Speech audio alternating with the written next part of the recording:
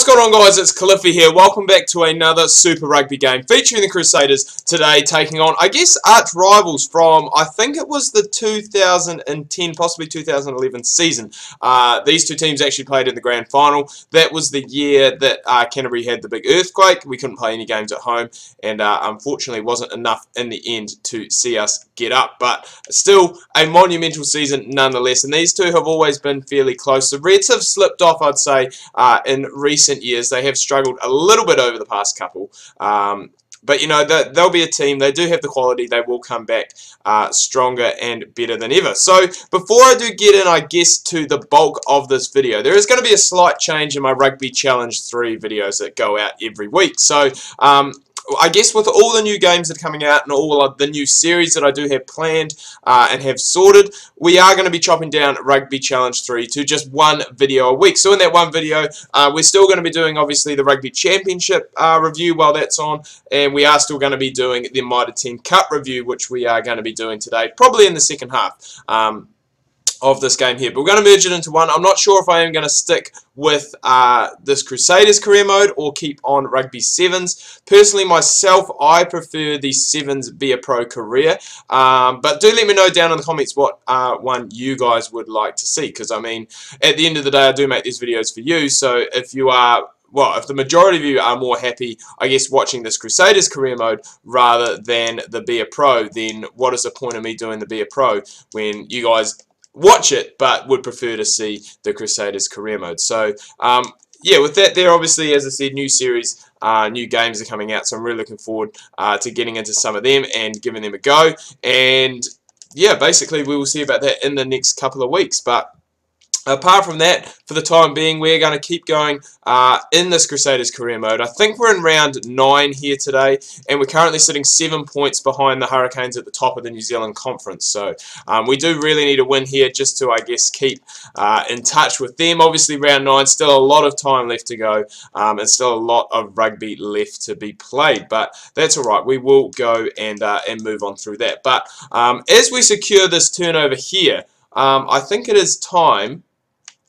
I was going to say, where's Izzy Dad? Kieran Reid going for a big run up the middle and actually gets around his man too. And the All Blacks captain is going to go in under the post for the Crusaders' first try of the afternoon. Very, very easy. I think that was James O'Connor in at fullback that we just made look like an absolute fool with that sidestep from the number 8, from the All Blacks captain. And Carter now will be looking to add the extras, and we will head up a quarter of the game through, up 7-0. But without any further ado, let's just go and get in, I guess, to these ITM Cup results. We can talk a bit about them a little bit more in depth now that we do have a little bit of extra time. But looking over and looking down at my notes that I have written for, I guess, this episode to talk about, all of the games this weekend very, very close. So that is very interesting, another thing to talk about. But we're going to start off first with a game that I believe happened, it was either Wednesday or Thursday night New Zealand time, I'm not 100% sure, but that was played between Counties Manukau and Taranaki. Counties having, or actually both these teams, sorry, having 2 games in the week, but we will get to that a little bit later on. That from Naholo has actually drifted, Ndolo has drifted into touch. And that is not what we wanted to see, because that has taken us all the way back to our own 22, kicked down on the full. So hopefully we can win this line out or even defend quite well, because otherwise the Reds are going to be putting us under immense pressure heading into the halftime break. But Ndolo, he'll be looking to make up from that error. Expected better from the big Fijian, but that is all right. So anyway, Counties, Taranaki, both these teams, as I said, having 2 games this week, this round, whatever you want to call it. And as I said, they kick things off on either Wednesday or Thursday. Very close game, just the 1 point in it at the end. And oh, this is a good run.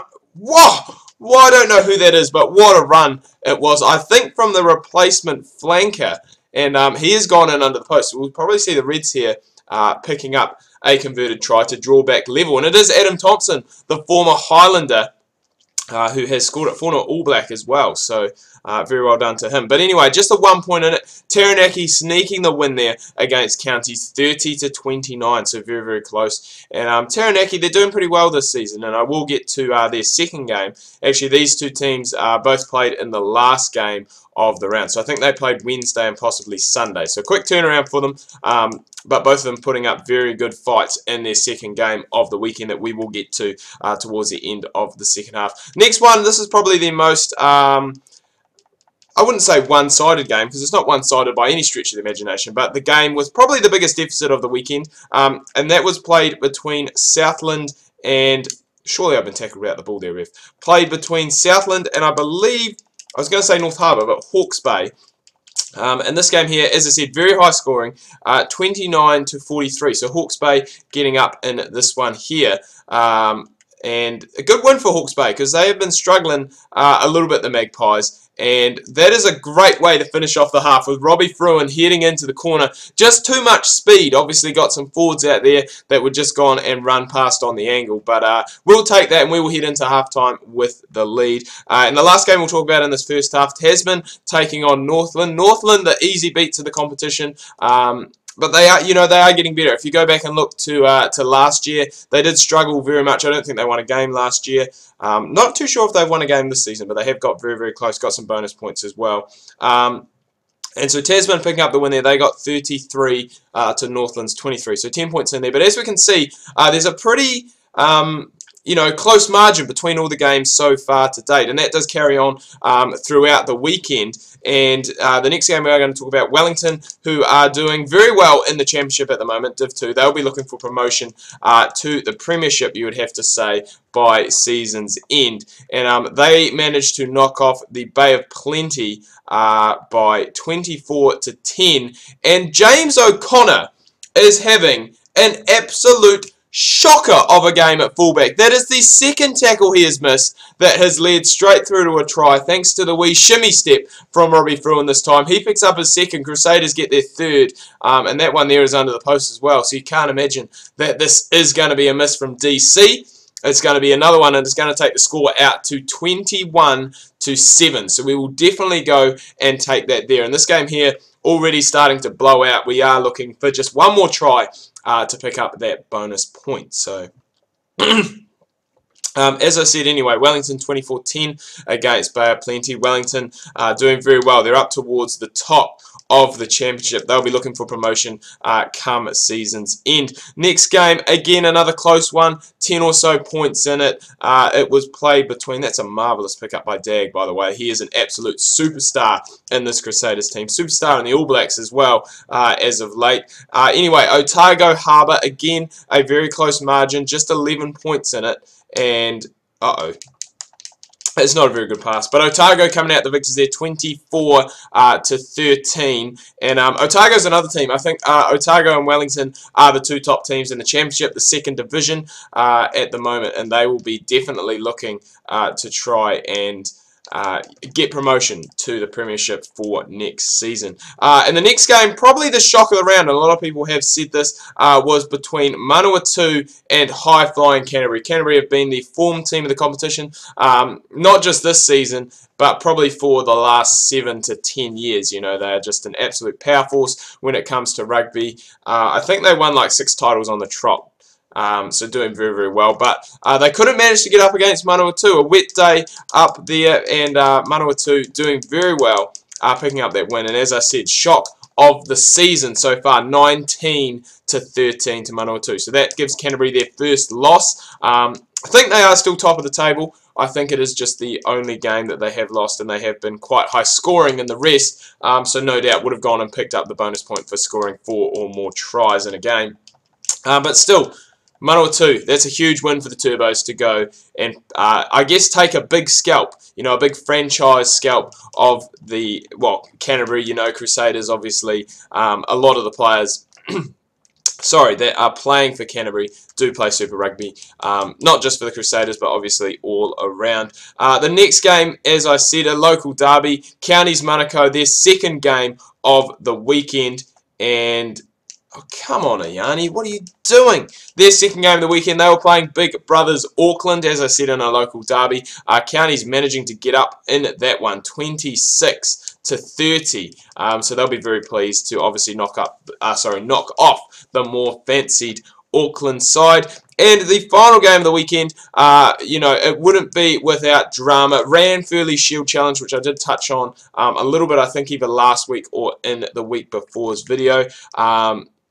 But this was played between Waikato and Taranaki. And there's another missed tackle, which is leading to a Reds try. So the Reds back in this now with just about 15 minutes left to go. Only 9 points behind with the kick to come. And that's a very good try. But anyway, this Ranfurly Shield Challenge, the closest game of the weekend. And that's because it was a draw. 20 points all, and I believe that is because Waikato scored very late in the game. I think they got a very late try, possibly you know, into injury time, that they've gone and scored that to retain the old log of wood. But a very close call for them. And as I said, Taranaki, they're a side that you don't want to underestimate. They do have some very good talent in that Taranaki side, and they can go and cause a few upsets, just like the one we did almost see on the weekend. Waikato hanging on to the Ranfurly Shield for another week, but a very close call to hang on to it, I guess you would say. What a cutout ball that is.